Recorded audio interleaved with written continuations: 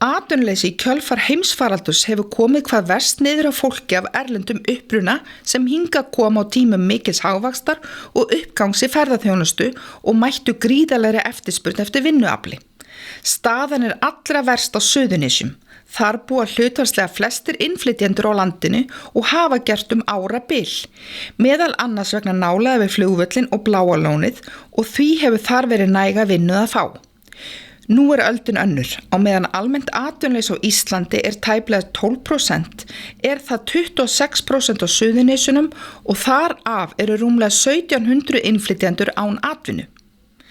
En hvernig gengur þessum einstaklingum að draga fram lífið á grunn atvinnuleysisbótum?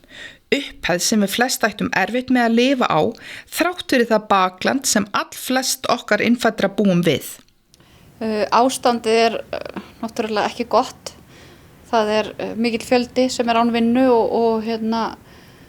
og mikill fjöldi sem að væntanlega að klára bótarétt og þá færast yfir á sveitarfélögin eða eitthvað annað og kannski ekkit rosalega bjart framöndan svona næstu vikurnar, maður sér ekki mikla breytingu en vonandi fer þó að birta yfir og bólusetningar á fullt og ferðamennir að koma. Hægt að tala neyðarástand í einhvern tilfellum? Já, ég held að sjálf óhætt að segja það ef að tala að sé 29% atvinnufæra manna á svæðinu atvinnulausir að þá það mjög stór hópur og sérstaklega með tilliti til þess að fólk að klára réttin sinn og á þau jafnvel engan rétt eða lítinn rétt að þá vissulega mætti segja að það sé komið neyðarástand.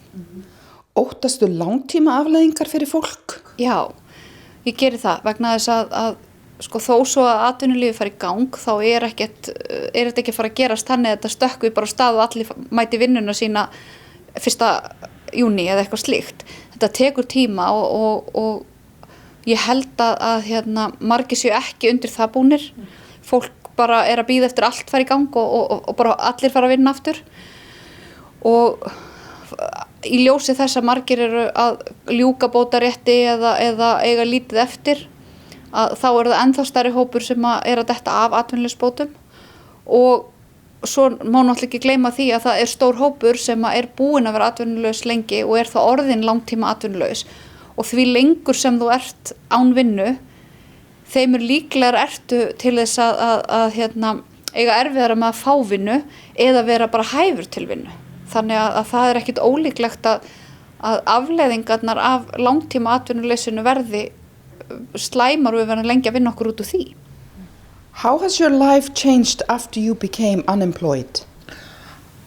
Najgorsza była monotonia, brak motywacji. Przyjechałam tutaj do pracy, nie korzystać z zasiłków, nie siedzieć w domu.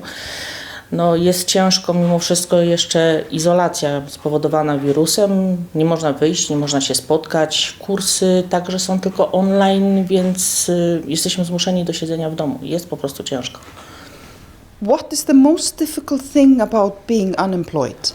Najgorsze jest chyba ograniczony budżet. Jesteśmy w sumie zmuszeni do ograniczenia naszych wydatków do minimum, do opłat, jedzenie, które jest stosunkowo drogie. Mimo że zasiłek został podwyższony, ceny również wzrastają i jest trudno. If you think about the unemployed people in the area, how do they manage? How do they do it? Myślę, że źle. Najgorszy jest stan psychiczny. Jak wykazują również badania, no niestety stan psychiczny obcokrajowców jest gorszy od Islandczyków. Do people, for example, work under the table? Myślę, że ludzie chwytają się różnych zajęć dodatkowych po prostu, aby przeżyć. Minimum, które można dorobić do zasiłku jest zbyt niskie, więc myślę, że tak. Do you feel like Polish people help each other? Tak, oczywiście.